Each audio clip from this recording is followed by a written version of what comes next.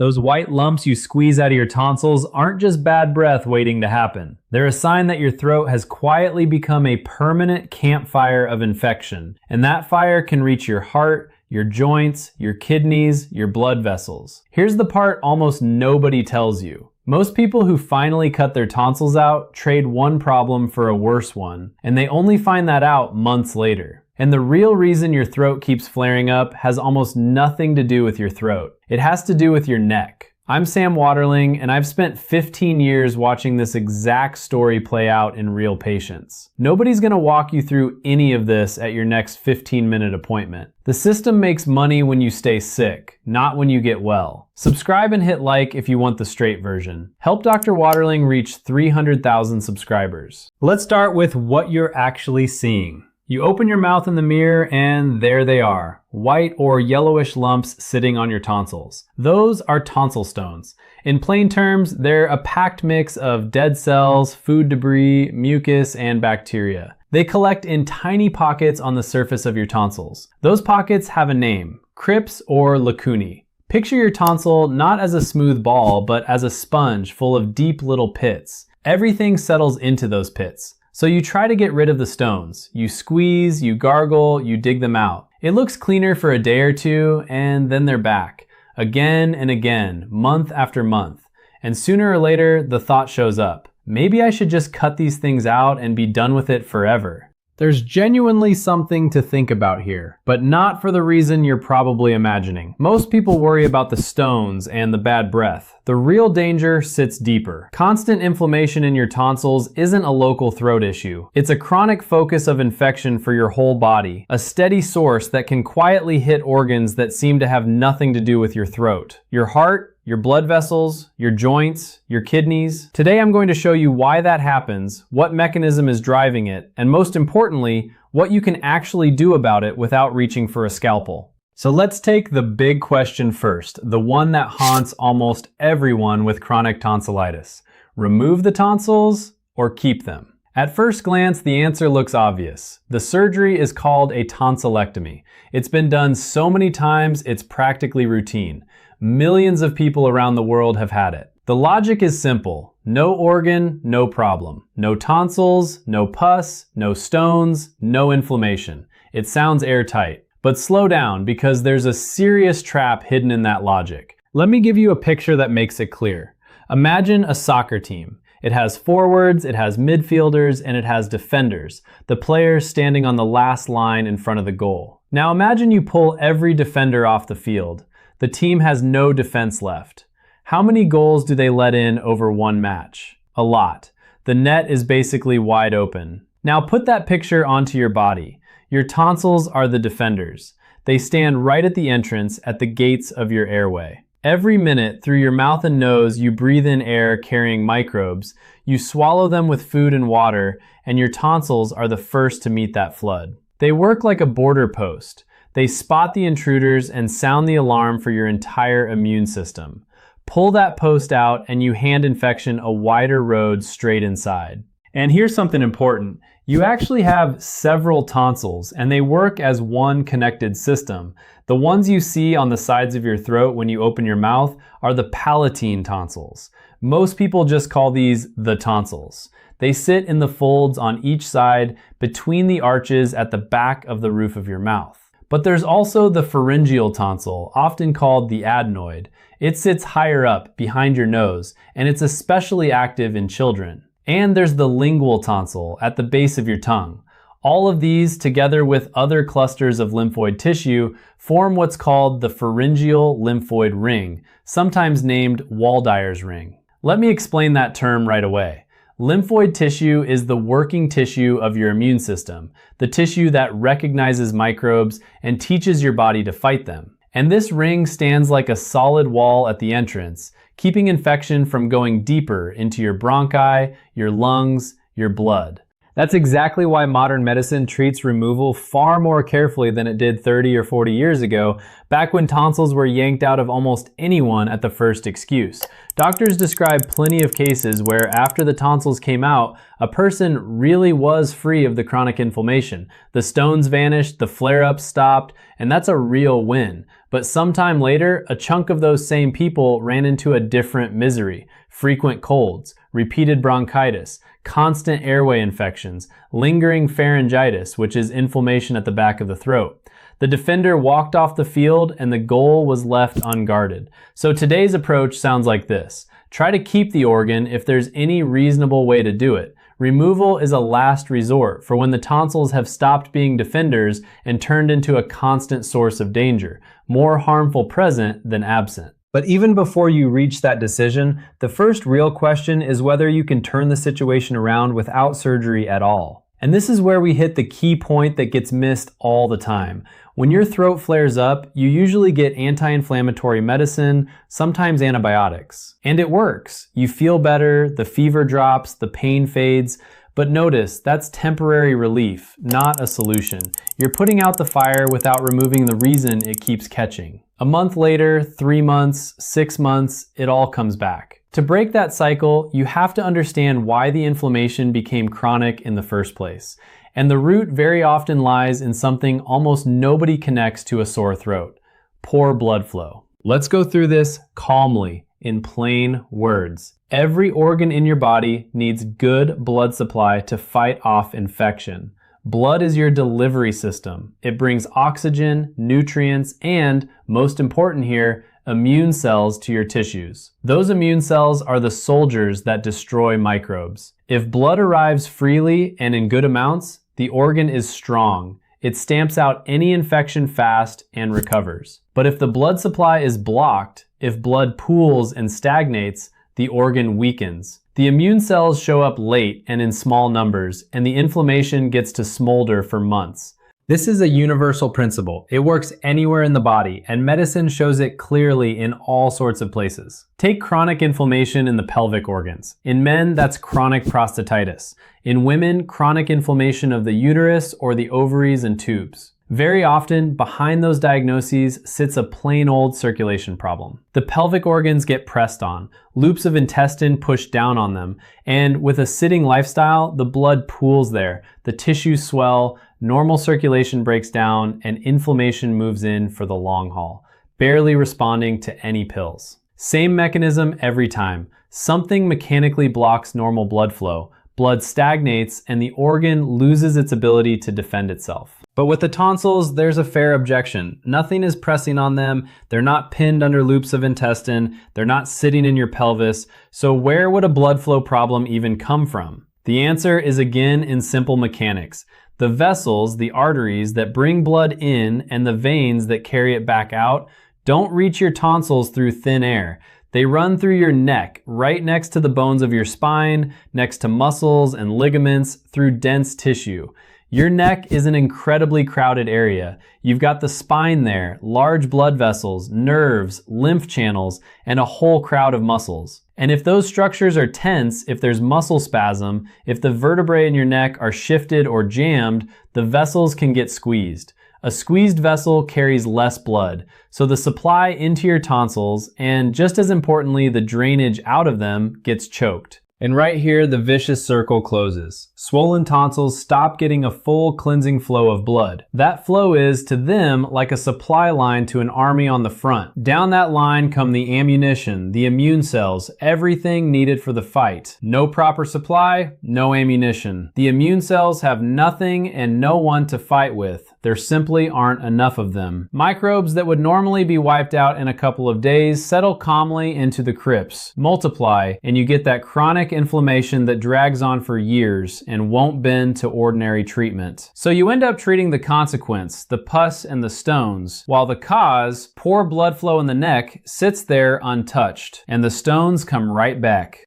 This is exactly the cause that osteopaths work with. Practitioners who use their hands, gently, to work on the body. The muscles, the ligaments, the skull, the spine. The clinical accounts describe the approach like this. The doctor's job is to find and release the tension in the neck, free the vessels from being squeezed, and let the blood circulate freely again. And when the blood flow comes back, something interesting happens. The body doesn't need any miracles. You just hand it back its normal supply, and it starts starts handling the infection the way it's supposed to. The chronic inflammation that tormented someone for years gradually backs off. Let me be clear, serious work like this needs a good, skilled specialist. This is not something you do by guesswork, but there's also something you can do yourself, and it's solid support. The main direction there is working with the neck and improving the drainage of lymph from your head. Let me say a couple of words about what lymph is, because most people picture it vaguely. Lymph is a clear fluid that flows through its own network of vessels running alongside your blood vessels. Its job is to collect the extra fluid from your tissues along with waste products, dead cells, and microbes, and carry all of it to the lymph nodes where it gets filtered and neutralized. It's essentially your body's drainage and cleaning system, and it's tied directly to your immunity. When lymph can't drain freely from your head and neck, the tissues in that area swell and stagnate, and your tonsils only have it harder. So gentle work on the neck, careful stretching, improving lymph drainage is a sensible, safe form of self-help that takes the swelling down in the problem zone. I'll show you a specific exercise for this a little later, so stay with me to the end. Now let's talk about local remedies, things you can apply right to the throat. And here it's worth asking your doctor about plant-based products with antibacterial action. But first, an important caveat about antibiotics so I'm not misunderstood. I am absolutely not telling you to refuse antibiotics where they're truly needed. In an acute, pus-filled infection, your doctor prescribes them and that can be necessary. But in chronic, slow-burning inflammation, antibiotics have two serious weak spots. The first is side effects. They hit your good bacteria, hammer your gut, and can trigger allergies. The second one matters especially for chronic cases: resistance. Let me explain that. Resistance is when bacteria stop responding to a drug. They get used to it. You take antibiotic course after course, and the microbes gradually adapt and start growing and multiplying right in the drug's presence, as if nothing's there. And the medicine that used to rescue you stops working entirely. Plant-based remedies are much harder for bacteria to grow resistant to, because in a plant, it isn't one single substance at work. It's a whole complex set of compounds. The simplest, cheapest plant remedy sitting in any pharmacy for pocket change is eucalyptus tincture. It's a strong, natural antibacterial agent, and many practitioners use it like this: half a glass of warm water, 1 teaspoon of the tincture, and gargle 3 to 5 times a day depending on how you feel. A lot of people notice their throat eases up after the very first or second gargle. The warm water matters here. Hot water will scald the lining of your throat. Cold water won't give you the same effect. Now here's what you should actually avoid, even though it gets recommended everywhere. I'm talking about harsh rinses. Furacillin, a strong baking soda solution. A concentrated salt solution. The very things people swear pull out the stones and disinfect. The trouble is they badly dry out the mucus lining of your throat, and a dried out lining loses its natural protective layer. Then it answers you back with discomfort, tickling, dryness, and unpleasant sensations. So you're trying to help, and in reality, you're irritating and weakening tissue that's already having a hard time. It makes far more sense to choose gentler, kinder options. You can also look at Ayurvedic herbal lozenges. These are dissolving pastilles built on a blend of medicinal herbs. They're cheap and they work through essential oils that release slowly as the lozenge dissolves. One method people describe is to put 1 or 2 of them in your mouth before sleep. Through the night, the essential oils release bit by bit and gently treat that whole zone for hours.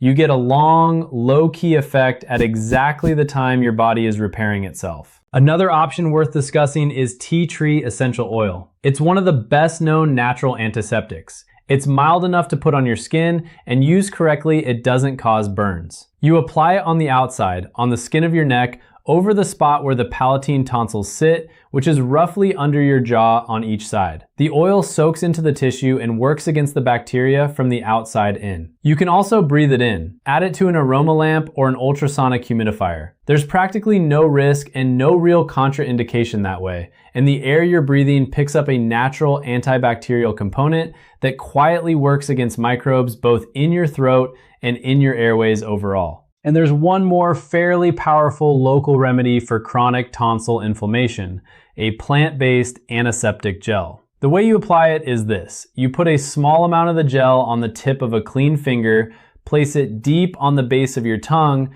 then make a few movements with your tongue and a couple of swallowing motions. That way the gel spreads evenly over the surface of the tonsils and coats them. And let me put your mind at ease right away. If a little of the gel goes down and you swallow it, there's nothing dangerous about that. No reason to be afraid. And it's reasonable to use all these accessible remedies, not only for chronic tonsillitis, but for pharyngitis too, which is inflammation of the back wall of the throat, the state where your throat starts hurting and tickling and your temperature sometimes climbs. The approach is largely the same, and in practice it does well, helping that whole area. Now here's the piece that almost always stays off camera when we talk about a sore throat, and that's a shame. Behind chronic inflammation of nearly any location, you very often find a vitamin D deficiency. And here's the thing you need to understand. Vitamin D is no longer just a vitamin for strong bones the way we were taught as kids. Today, it's more accurate to call it a hormone-like substance, and it works as one of the main regulators of your immune system, an immunomodulator. In plain words, it helps your immunity work in coordination, tell friend from foe, and push back on infection in time. When vitamin D is chronically low, the immune system starts working out of sync. Sluggish in one place, overactive in another. And chronic inflammation in those conditions gets extra fuel and digs in harder. Studies consistently show a link between low vitamin D in the blood and a tendency toward frequent airway infections and chronic inflammatory processes. So if you're seriously fighting chronic inflammation, there's a direct reason to check your vitamin D level and talk with your doctor about whether you need to correct it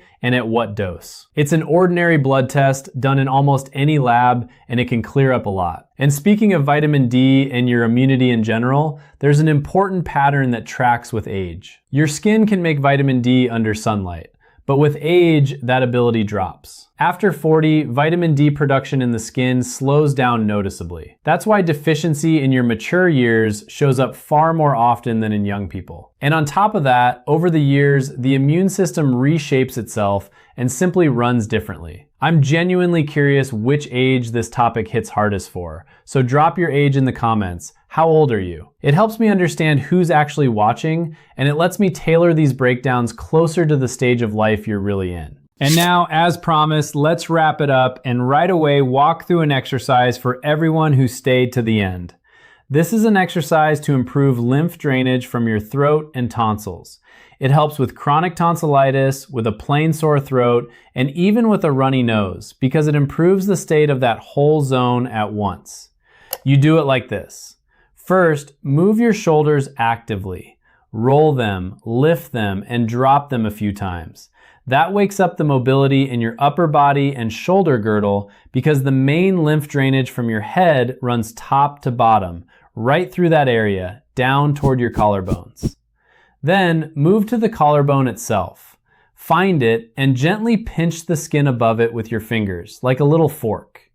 Carefully stretch the skin and let go. Stretch and release. No pressure, no pain.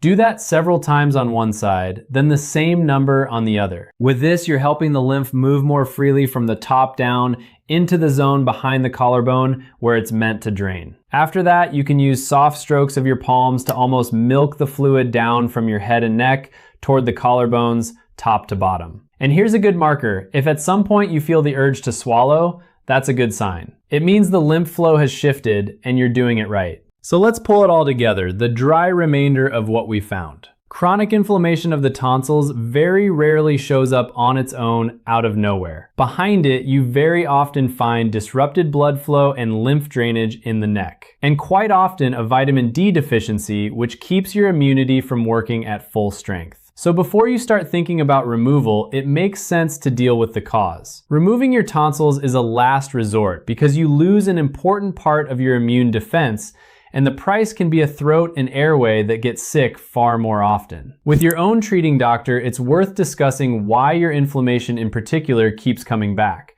Whether it's worth checking your vitamin D, considering gentle local remedies instead of constant antibiotic courses, and paying attention to the state of your neck and your lymph drainage. And remember, everything I covered today is information to think about and a reason to talk with your doctor, not a replacement for a real in-person consultation. One last thing. In a standard appointment, there's just no time to lay out the causes calmly, shelf by shelf, the way we did today. The minutes physically aren't there. The doctor is forced to deal with whatever hurts right here, right now. That's exactly why I run this channel. Your doctor won't bring any of this up. There's no money in keeping you healthy, only in keeping you coming back. So if the truth matters to you, subscribe and hit like, and help Dr. Waterling reach 300,000 subscribers. We'll get there together.